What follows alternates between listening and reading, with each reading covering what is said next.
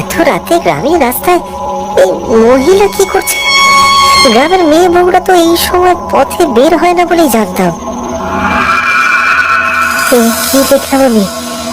কোনো মেয়ে এত সুন্দর হতে পারে? উফ, কি রূপ! ওকে তো আগে এই গ্রামে দেখেছি বলে মনে হচ্ছে না। এসো এসো আমার সাথে। কি হলো? এসো। ও কি আমাকেই ডাকছে? আশেপাশে আর তো কেউ আছে বলে মনে হচ্ছে না। তোমাকেই বলছি, এসো আমার সাথে।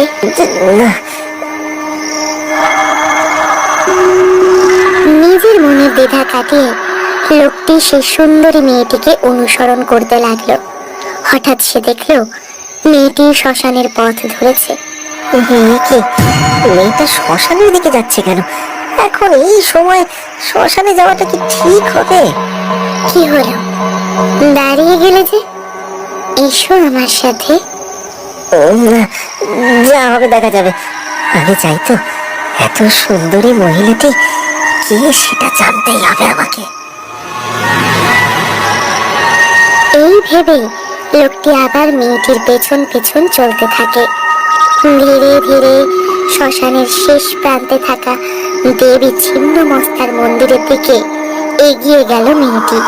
তাকে অনুসরণ করে মন্দিরের চাতালের উপর উঠতেই দেখলো আশেপাশে মেয়েটি কোথাও নেই। কি, মেয়েটা গেল কোথায়? লোকটি মন্দিরের আশেপাশে মেয়েটিকে খুঁজতে শুরু করলো, কিন্তু কোথাও না পেয়ে বেরিয়ে আসতে যাবে এমন সময় আকাশ বাতাস কাঁপিয়ে হঠাৎ করে দূরে কোথাও বাজ পড়ার শব্দ শোনা গেল। আর অন্ধকার মন্দিরের ভেতর থেকে শোনা গেল লোকটির আর্ত চিৎকার।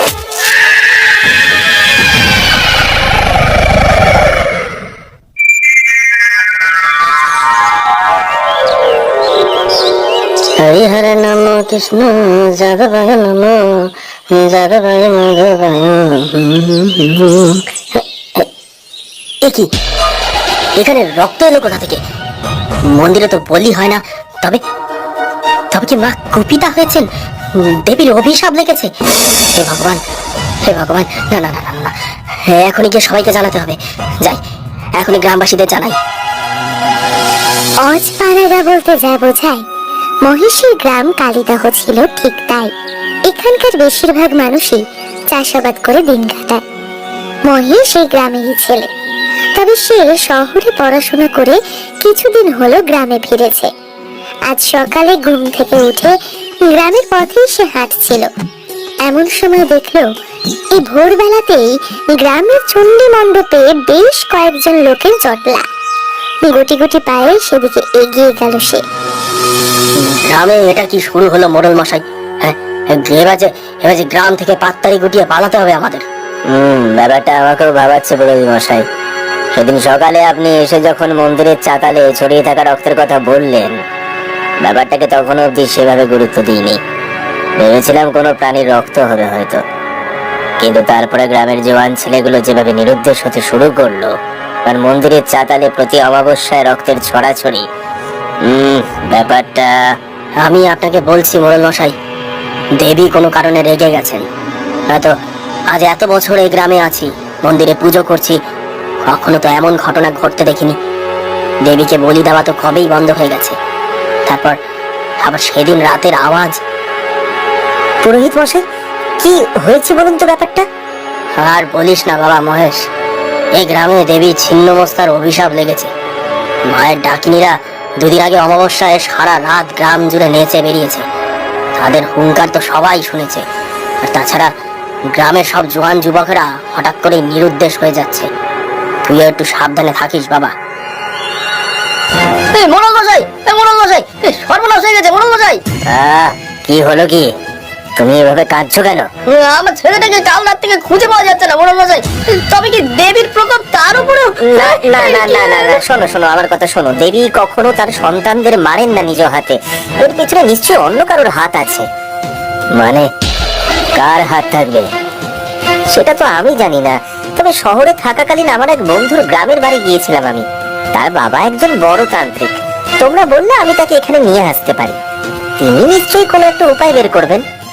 হ্যাঁ বাবা মহেশ, আমিও ঠিক তাই সন্দেহ করছিলাম। তবে আসলে কি ঘটেছে তা কোনো তান্ত্রিকই বলতে পারবে। তুই বরং তোর বন্ধুর বাবাকে একবার ডেকে নিয়ে আয় কালই, নয়তো কোনো বড় অঘটন ঘটতে চলেছে। কথা মতো মহেশ পরের দিনে চলে যায় তার বন্ধুর গ্রামে। সেখানে তার বাবা বীরেশ্বর চ্যাটার্জিকে সবটা জানিয়ে অনুরোধ করে তাদের গ্রামে যাওয়ার জন্য। মহেশের অনুরোধে তান্ত্রিক বীরেশ্বর যখন তার সাথে কালীদহে এসে পৌঁছন, তখন গ্রামে যেন শ্মশানের নিস্তব্ধতা বিরাজ করছে।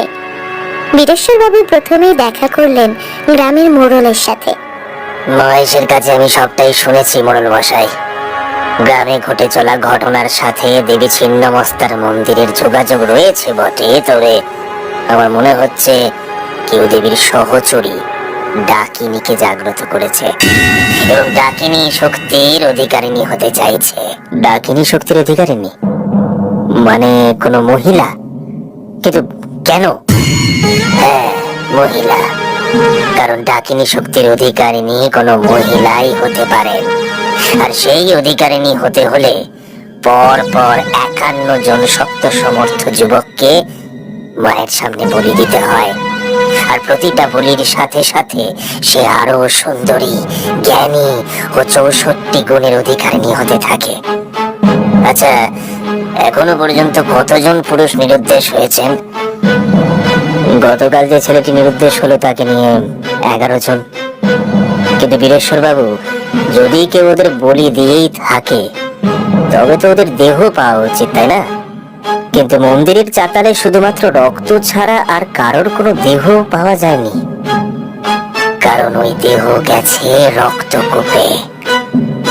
রক্তকূপ মানে? এই ডাকিনী বিদ্যার অধিকারী হতে গেলে যেসব নিয়ম মানতে হয় তার মধ্যে অন্যতম হলো রক্তকূপ খনন ও তা বলির দেহে পূর্ণ করা। তা কোথায় আছে রক্তকূপ? হিসেব অনুযায়ী ওই মন্দিরের আশেপাশেই থাকার কথা। আমাকে একবার মন্দিরটা দর্শনে নিয়ে যেতে পারবে কেউ? হ্যাঁ, ওই তো মহেশ আপনাকে নিয়ে যাবে। কিন্তু আপনি যে রক্তকূপের কথা বললেন তেমন কিছু কিন্তু আমরা মন্দিরের আশেপাশে দেখতে পাইনি। ওই শ্মশানে কোনো কুয়ো নেই। বেশ, আমি একটু জায়গাটা ঘুরে আসি। এক কাজ করো, তুমি চলো আমার সঙ্গে মহেশ। এই বলে বীরেশ্বর বাবু আর মহেশ দুজনে মিলে ছিন্নমস্তার মন্দিরের দিকে চললেন। মন্দিরের আশেপাশে বেশ খানিকক্ষণ ঘোরাঘুরি করে বীরেশ্বর বাবু মহেশকে জিজ্ঞেস করলেন, আচ্ছা, এই শ্মশানের শেষের দিকটায় কি আছে বলো তো? ওদিকটা একটা পচা ডোবা আছে কাকু, তারপরেই ঘন জঙ্গল। ওদিকে বিশেষ কেউ যায় না। চলো তো একবার ওদিকটাতে। এই বলে বীরেশ্বর মহেশকে নিয়ে শ্মশানের শেষ দিকটায় এলেন। ওখানে একটা ডোবা ছাড়া আশপাশটা পুরো ঝোপঝাড়ে ভর্তি। তবে একটা জায়গায় নজর আটকে গেল দুজনে। ডোবার ঠিক পাশে এক জায়গায় ঝোপঝাড় পরিষ্কার করে একটা বেশ বড় গর্ত করে রাখা হয়েছে। তার আশপাশটা দুর্গন্ধে ভরে গেছে। দুজনে এই গর্তটার দিকে এগিয়ে গিয়ে উঁকি মারতেই তাতে তাদের শির দ্বারা বেয়ে একটা শীতল স্রোত বয়ে গেল যেন।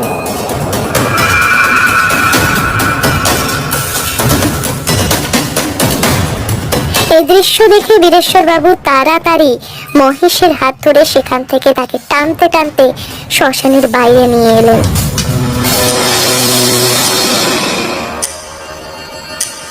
এটা আমি কি দেখলাম কাকু? কে কে করছে এসব? হে ভগবান, আমার গা লাগছে। এক্ষুনি এক্ষুনি গ্রামের সবাইকে ব্যাপারটাকে জানাতে হবে। না মহেশ, এক্ষুনি কাউকে কিছু জানাতে হবে না।